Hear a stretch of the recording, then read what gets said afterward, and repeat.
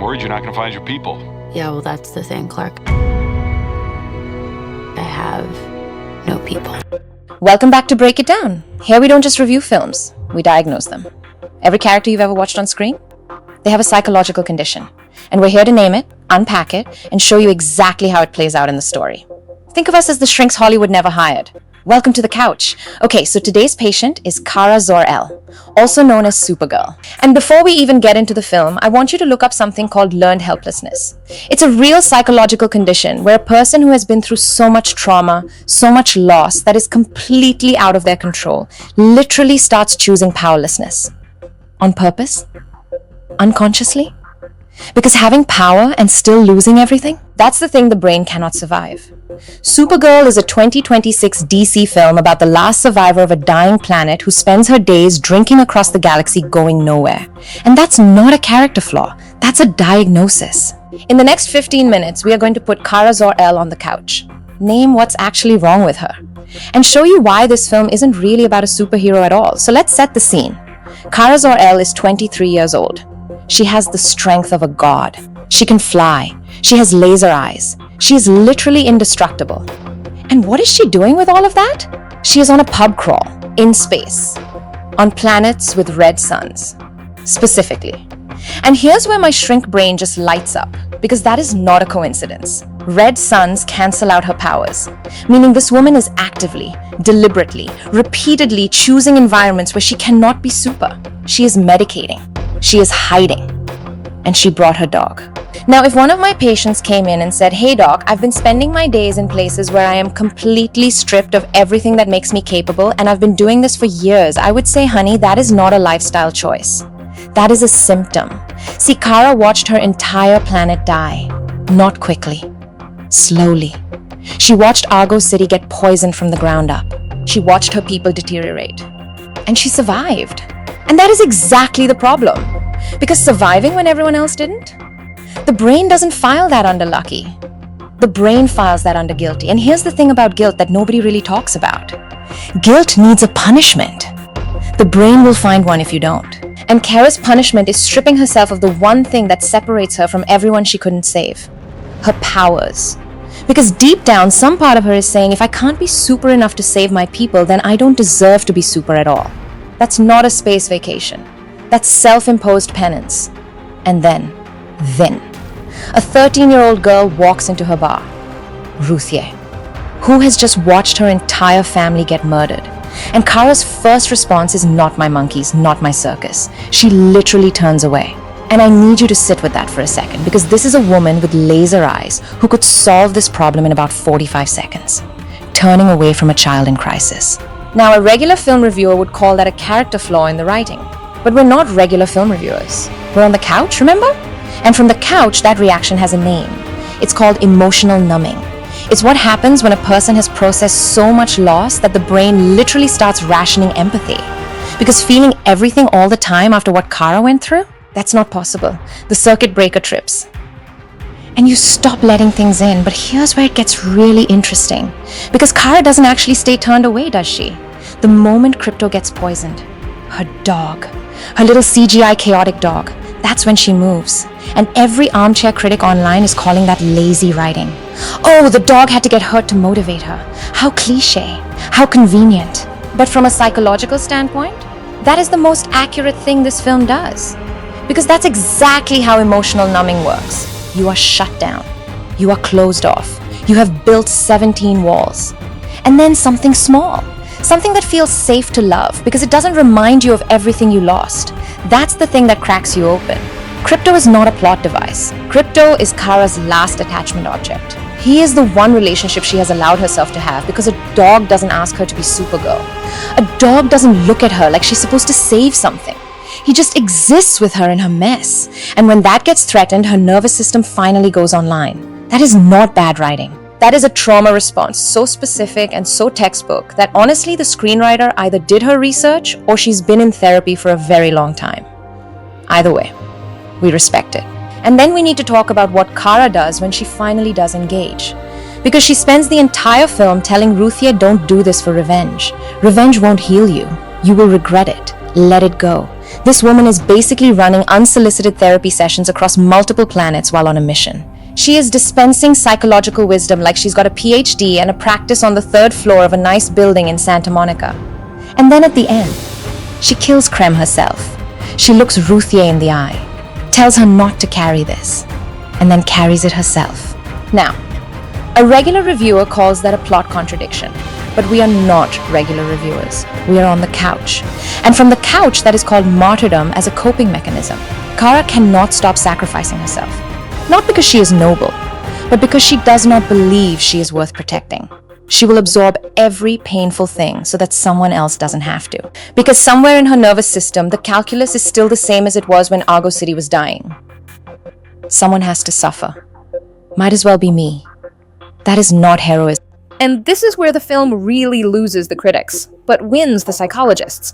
Because everyone is so focused on the messy editing, the choppy pacing, the side quests across different planets that feel like they go nowhere. And look, I hear you. Structurally, this film is not tight. It is not a well-oiled machine. But can I offer you a different read? Because what if the fragmented structure of this film is actually mirroring Kara's psychology? What if the reason this movie feels disjointed and hard to follow is because we are literally inside the headspace of a woman with unprocessed traumatic grief? Grief doesn't move in a straight line. It doesn't have clean 3-act structure. It doubles back on itself. It takes detours. It drops you on a random planet with random people, and you're not sure why you're there. And then suddenly, something happens, and it cracks something open in you that you didn't even know was sealed shut. That is Kara's entire journey in this film. And honestly, that is every person who has ever lost something they cannot replace. Now let's talk about the Ruthye dynamic, because this is the relationship the film is really about. Not the action, not the villain, not even Krypto. It's these two. A 23-year-old woman who survived genocide and a 13-year-old girl who just watched her family get slaughtered. And the film pairs them together and asks, what does healing look like when two broken people are all each other has got? And what's fascinating is that Ruthye is not just a sidekick. Ruthye is a mirror. She is showing Kara exactly what Kara looks like right after Krypton. Raw, rageful, fixated on one thing, convinced that revenge is the only language pain understands. And Kara looks at this child and sees herself, and it terrifies her. Because if Ruthye goes down that road, Kara knows exactly where it leads. She's been living in that destination for years, parked on a red sun planet with a drink in her hand, going absolutely nowhere. So when Kara pushes back on Ruthie's revenge plot, she is not being wise. She is being desperate. She is trying to save this child from becoming her. That is not mentorship. That is intervention. That is a woman trying to rewrite her own story through someone else because she does not believe she can rewrite it for herself. And that is the most heartbreaking thing in this entire film. More than the Krypton flashbacks. More than the poisoned dog. It's the fact that Kara can see the exit for Ruthye, but cannot find it for herself. Now let's talk about the cousin in the room. Superman. Clark Kent. David Corenswet showing up in this film like a wellness check in a cape. And every review I have read is either dismissing his appearance as a cameo or complaining that he wasn't in it enough. But nobody is asking the more interesting question, which is, why does Kara keep avoiding him? Because she does. This woman has a cousin on Earth who has been calling, checking in, worried about her, and she is screening his calls from across the galaxy. And I don't know about you, but when my patients start avoiding the one person who genuinely loves them and wants nothing from them, I start paying very close attention. Because here is the psychological reality of Clark and Kara's situation that this film gestures at, but never fully commits to. Clark left Krypton as an infant. He has no memory of it. He grew up on Earth with a family who chose him, with a yellow sun, and a farm, and a dog, and a mom who made him feel like he belonged somewhere. Clark's trauma is theoretical. Kara's trauma is lived. She remembers every face, every voice, every smell of Argo City. She watched it die, slowly, and then she got in a rocket and left anyway, because her parents made her. And now she is supposed to bond with this man who shares her blood, but not her grief, who speaks the language of the planet she is supposed to call home, but never learned to speak hers. There is a moment in this film where we learn that when Kara first arrived on Earth, she couldn't speak English, and Clark had never learned Kryptonian. And I want you to think about how devastating that is. She arrives at the door of the one person left who is supposed to be family, and they cannot even speak to each other. That is not a language barrier. That is a metaphor so on the nose it should come with a therapy bill. And this is why Kara drinks on Red Sun planets instead of going home to Metropolis. Because home requires her to perform a version of okay that she does not have the energy to maintain. Clark is good. Clark is hopeful. Clark sees the best in everyone. And Kara sees the truth. She said it herself in the film. And being around someone whose entire worldview is built on hope when you have seen what she has seen, that is exhausting. That is isolating in a way that is almost harder than being alone. So she stays away. She stays powerless. She stays in the mess. Now let's get to the villain, because Krem of the Yellow Hills is not just a bad guy. And I know that sounds like the kind of thing every film analyst says right before they overreach, but stay with me. Krem is a man who takes things that don't belong to him. Women, lives, power. He runs a group called the Brigands, and their whole operation is built on capturing women and forcing them into marriages. And the film frames this as straightforward villainy. He's cruel, he's casual about it. Matthias Schoenaerts plays him with this kind of bored menace that is honestly more chilling than any amount of scenery chewing would have been. But here is what nobody is talking about. Krem and Kara are the same age. They have both survived brutal environments. They have both developed a kind of coldness as a result. The difference is the direction they pointed that coldness in. Krem pointed it outward, at the world, at women, at anyone weaker than him. And Kara pointed it inward, at herself. And that distinction, that single fork in the road between a survivor who destroys others and a survivor who destroys herself, that is the entire moral architecture of this film. And now I want to go back to something that I think is the most underrated scene in this entire film. The Krypton flashbacks? Because every critic who has reviewed this movie has either praised them as the emotional highlight or dismissed the rest of the film for not living up to them. And both of those takes are missing the point. The flashbacks are not there to make you sad about Krypton. They are there to show you who Kara was before. And who she was before is the most important piece of this psychological puzzle. Because before Argo City started dying, Kara was not a brooding space nomad drinking her feelings across the galaxy. She was a girl, a happy girl, with parents who loved her, with a life that made sense, with a future she was building toward. And then, the ground underneath her literally started poisoning everyone. Slowly, incrementally. The thing that was supposed to be home became the thing that was killing her people.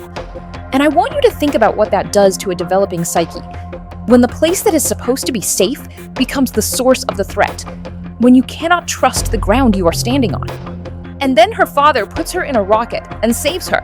And that is supposed to be the loving act. And it is. But it is also an abandonment. And I am not saying Zor-El was wrong. I am saying that Kara's nervous system does not care about the intention behind the trauma. It only registers the impact. And the impact is, I was the one who got to leave. Everyone else stayed and died. And my father chose me over all of them. Survivor's guilt does not respond to logic. You can explain to Kara 1,000 times that her father saved her because he loved her, and she will understand that intellectually, and it will not touch the part of her brain that wakes up at 3 a.m. on a red sun planet wondering why she got to be the one in the rocket.